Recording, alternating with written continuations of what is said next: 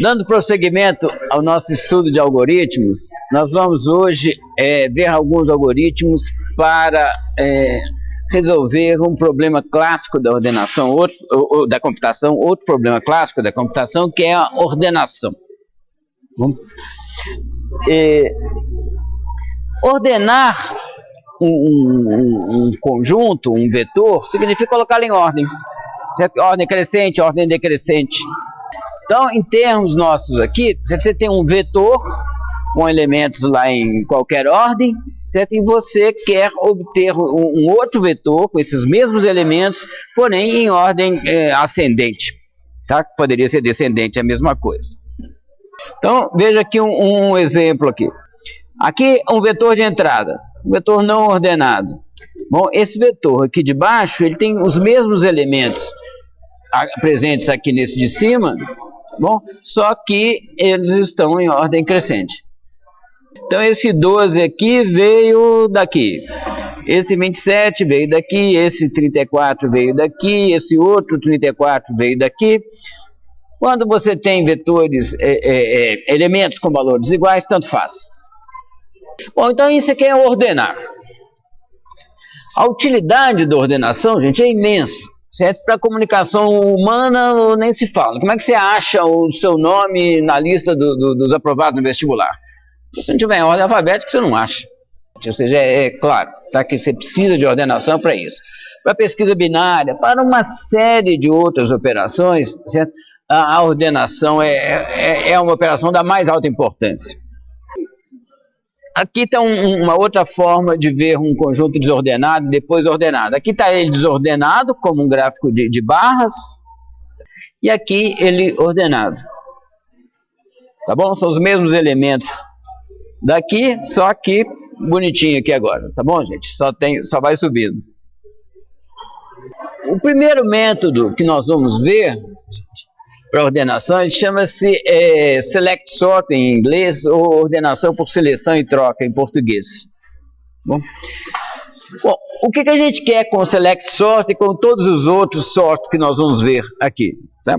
A gente quer, dado um vetor A de entrada, obter um outro vetor com os mesmos elementos de A, só que ordenado. Qual que é a ideia do raciocínio? Tá bom? Você leu de um arquivo, você, nos nossos exemplos aqui, sorteou o vetor A, tá bom? Ele veio de algum lugar. Ele é uma entrada do nosso algoritmo. A saída é um outro vetor com os mesmos elementos, só que ordenado.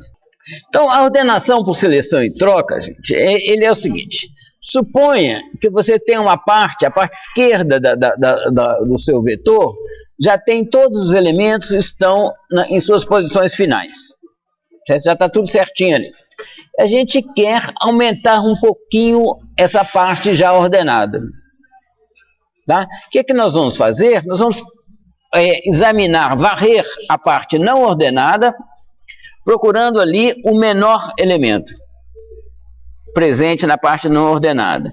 Nós vamos pegar esse menor elemento da parte não ordenada e colocar na primeira posição da parte não ordenada. E o elemento que estava ali a gente coloca na posição onde estava esse menor de todos. E assim você vai aumentando o tamanho da parte com elementos já em suas posições finais. Um exemplo aqui acho que facilita bastante as coisas. Bom, aqui ó, é o vetor tal como ele veio, como ele surgiu. Tá? Qual que é a parte ordenada dele? Nenhuma, que está à esquerda aqui. Bom, como que a gente faz? Então a parte ordenada é 0. A gente quer passar a parte ordenada para um vetor de tamanho 1, um subvetor de tamanho 1.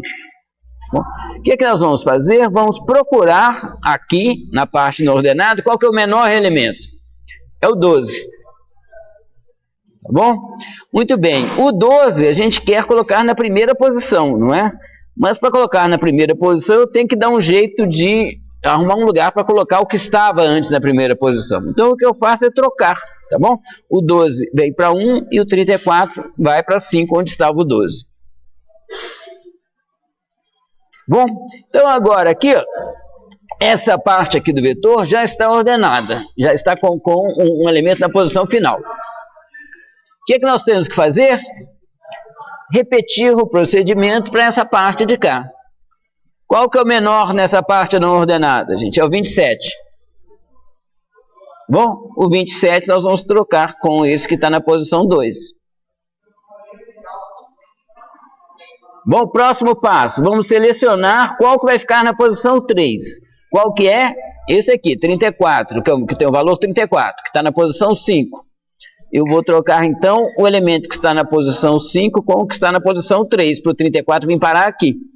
Dessa forma, eu já tenho esses 3 elementos aqui em suas posições finais. Eu gosto muito de pensar em baralho, tá certo? Como é que você faz para ordenar os cartas? Tem um monte de cartas de baralho assim. Como é que você faz para pegar, ordenar? Você pega a menor carta e põe em primeiro lugar. A segunda menor carta em segundo lugar. A terceira menor carta e por aí vai. Vocês reparem aqui, ó, que quando eu for selecionar o menor elemento para colocar aqui na posição 6, fatalmente, depois de ter feito a troca, fatalmente essa parte aqui já está ordenada. Como que a gente programa isso? Aqui está uma primeira versão, tá bom? Para cá, variando de 1 até o número de elementos de A menos 1, tá bom? Porque na hora que a gente tiver colocado o penúltimo na posição correta, o último forçosamente estará na posição correta. Então, agora aqui é a parte de seleção. Eu seleciono qual que é a posição entre A índice K e o último elemento de A, bom, que contém o menor valor. E troco o valor de A índice K com o valor na posição selecionada. Bom, então vamos refinar isso daqui. Vamos ver como que a gente programa isso daqui. Tá? Primeiro vamos ver essa questão da troca. Bom, para quem já conhece, trocar valores de duas variáveis é facílimo. Para quem nunca viu, pode ser um pouco difícil. Tá bom? Digamos que você tem duas variáveis, x e y, que você quer trocar os valores delas. Tá bom? Se você fizer x igual a y, seguido de y igual a x, o que acontece? Ao fazer esse primeiro comando aqui, você perdeu o valor antigo de x. Quando você faz y igual a x aqui agora, não adianta nada, porque y vai receber o mesmo valor que ele já tinha. Entendeu? Se eu inverter, não adianta nada aqui também. Bom? Então, a solução clássica é essa daqui. Você usa uma variável temporária. Tá? Uma variável que a gente temporária, gente, são variáveis que têm uma função auxiliar e muito bem localizada. Você chama isso de temporária e quase todo mundo chama de temp, batiza como temp uma variável com essa função. Então você faz assim, ó, temp igual a x, para guardar o valor antigo de x. X igual a y, você perde o valor antigo de x, não perde, mas ele foi guardado aqui em temp. E depois você faz y igual a temp. Tá bom? Nós vamos ter que fazer isso, essa troca entre o A índice K e o A índice posição de menor valor. Agora a gente quer achar o menor valor em uma parte do vetor. A gente já tem uma coisa parecida que vai ser o nosso ponto de partida, que é a função mínima. Bom, essa função mínima que nós já vimos aqui, como é que ela funciona? Você recebe um vetor, encontra o menor valor presente no vetor A. Como que é isso? Você supõe que o menor valor seja o primeiro e varre o restante do vetor de 2 até o último elemento, perguntando, tá certo? Se existir um elemento que seja menor do que aquilo que a gente está julgando ser o mínimo, a gente atualiza o mínimo.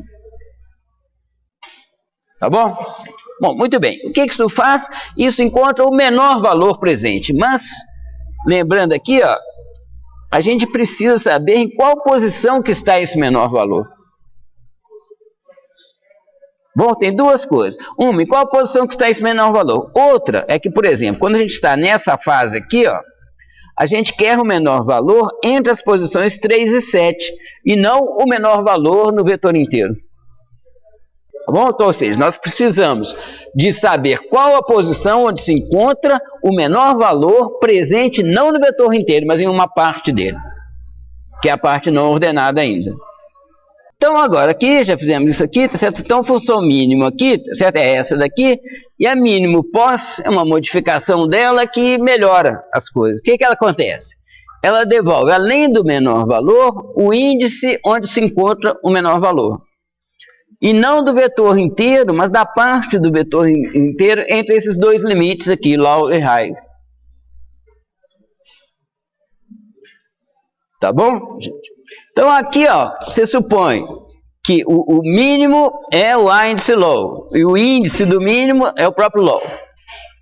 Depois, para K variando de low mais 1 até high, você faz o seguinte: se o M for maior que o índice K, então esse M não é tão mínimo não, tá certo? Eu preciso substituí-lo.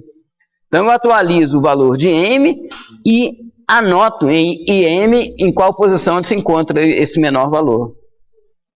Esse daqui, ó, IM, eu quero guardar em IM a posição onde se encontra o mínimo. Então, qual que é a minha primeira suposição? É que o mínimo é o primeiro elemento da parte em consideração. Entendeu? Não do vetor inteiro, mas da parte em consideração. Então, a posição dele, se o mínimo que eu estou supondo é esse daqui, a posição dele é esse aqui. Quando eu sou obrigado a atualizar, a reconhecer a realidade, esse mínimo não é mínimo não, tem um valor menor que ele ainda. Aí eu troco, atualizo o valor do mínimo, não atualizo? E aqui, ó, eu anoto, tá bom? Nesse IM igual a K aqui, eu anoto em qual posição que isso ocorreu. Tá bom? Ou seja, então é assim que eu fico sabendo onde que ele está. Aqui, ó, esse aqui é um vetor sorteado aqui. Bom, eu vou procurar o menor valor de todos, tá bom? Então, o início é 1 e o fim é 10. Então, o menor valor entre as posições 1 e 10 é 9 e está na posição 10. Se eu procurar agora entre as posições 3 e 7, tá bom? O menor valor é 19, 3 está aqui, tá bom? 7 está aqui, o menor valor é 19, tá bom? Está na posição 5. Entenderam aqui agora a diferença? Então, essa é mínimo pós. Primeiro, ela só olha para uma parte do vetor. Depois, além de devolver o menor valor, ela devolve aonde que ele se encontra. Então, aqui está a nossa versão final do select sort. Tá? Para cá, variando de 1, do primeiro até o penúltimo elemento, tá certo? Eu vou selecionar a posição entre A, índice K e A, índice de A que contém o menor valor. Isso é feito através dessa chamada para mínimo pós. Tá? Eu chamo a mínimo pós com o vetor A, com K entrando no lugar do low e length de A entrando no lugar do high. Tá bom? Ou seja, estou procurando a posição onde se encontra o menor valor entre a posição K e o último elemento. Bom, depois que eu achei isso, tá bom? Isso aqui vai estar em IMI, eu troco, tá certo? Eu faço tempo igual a índice K igual a índice IMI e a índice IMI igual a temp. Se a mínimo pós devolve essas duas coisas, o valor mínimo, que a gente nem vai usar diretamente, tá certo? E a posição onde se encontra esse valor mínimo. Tá bom? E aqui eu estou trocando os dois. Aquele macetinho da troca, usando a variável temp.